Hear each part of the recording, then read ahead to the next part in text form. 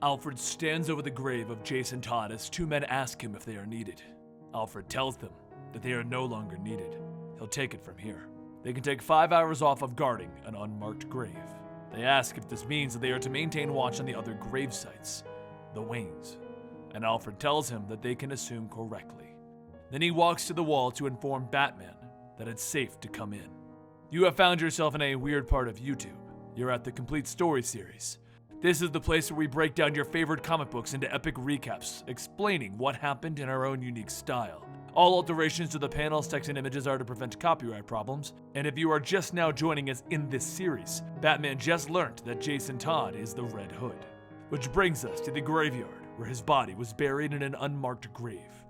Through the rain and the wind, Batman walks to the grave to retrieve the coffin, to confirm that the body is missing from the site. And as he does this, he remembers when he met Jason Todd.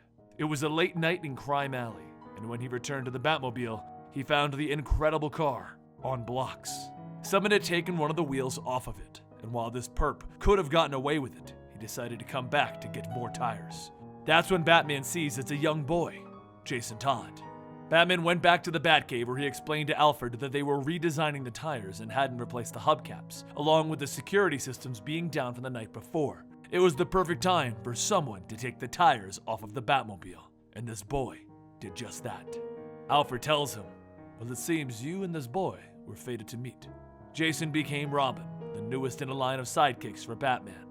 Alfred fully believed that if he hadn't intervened, Jason would have become a part of the crime element instead of a sidekick to the Dark Knight.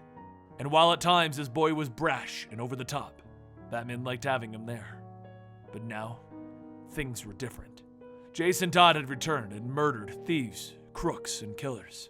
He returned as the villain the Red Hood after he was supposedly killed at the hands of the Joker. And after revealing his true identity to Batman, Batman has been awake for 80 hours trying to disprove that it is Jason. But early on, Batman saw the anger in Jason's eyes, the darkness within. Jason always wondered why they didn't finish off the thugs, become more brutal with them. They deserved it, didn't they? Wouldn't they just repeat their actions once free again? And as Batman finished his research on the coffin for what must have been the 20th time, he realized what he was missing. There was never a body in this coffin. Jason was never buried. Across town, Black Mask's men are working on their latest project, when Batman comes bursting through the wall yelling for everyone to get out. He runs to the nearby walls, tearing them open to reveal the explosives lining the facility. As he begins to tamper with the bombs, Red Hood comes over the radio. Freezing won't work. I set up sensors so if you tried that it would go off. Batman preps a batarang to catch the Red Hood, but Hood tells him to calm down. I'm just a fly on the wall, Batman.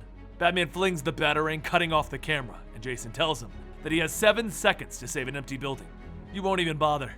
Batman thinks about it and he leaps out the window as the whole building explodes. And from a building nearby, Jason tells himself, I love to watch him work. Black Mask gets the report that the Red Hood has just taken out a whole building, ruining an entire operation. He's also riding around blowing up the transport trucks, killing the men and destroying the weapons. On top of that, he's purposely finding all of the manufacturing locations and killing everyone inside. He's eliminating all competition. And Black Mask freaks out. Then why isn't he dead? His assistant tells him, truth? He's better than anyone we have. Black Mask asks again, why isn't Batman removing the problem then? His assistant offers the idea that maybe Batman is letting the gangs fight it out. And Black Mask asks, what is this? A tennis match? No, he can't catch this guy either. Black Mask looks out the window. Can you feel it? We're stuck in the damned crosshair.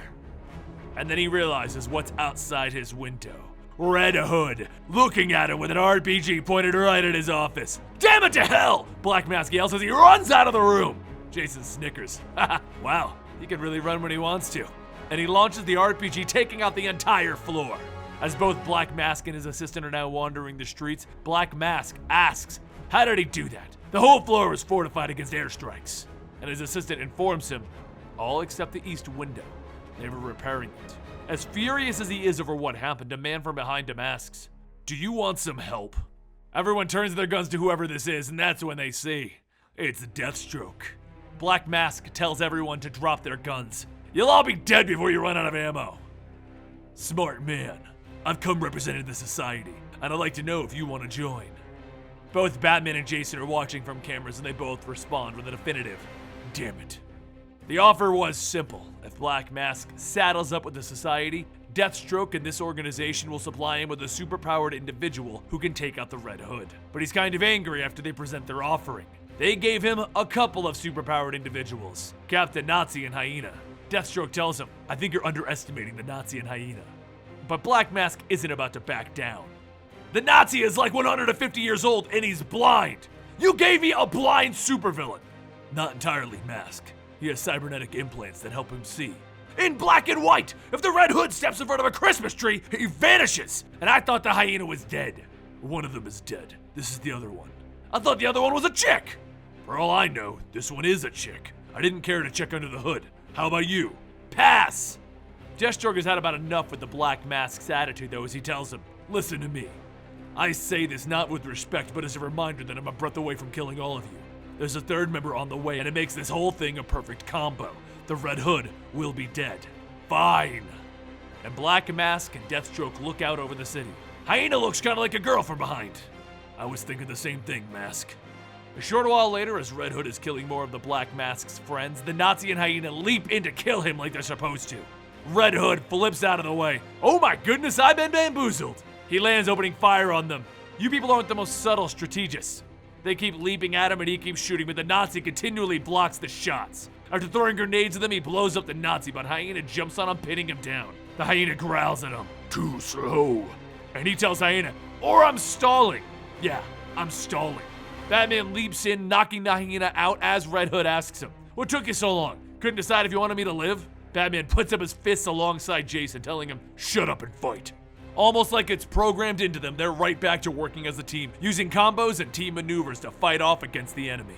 And as they're beating down on the Nazi, Count Vertigo arrives, dropping Batman and Red Hood by screwing with their ears and eyes, something that doesn't affect the Nazi and Hyena. While Jason is down, Batman turns on a mode on his cowl to block the effects of Vertigo when he gets back up. But it's not enough. He's still not fighting at 100% capacity, and Jason has an idea. He crawls over to Hyena, jamming needles with adrenaline into Hyena, driving it mad!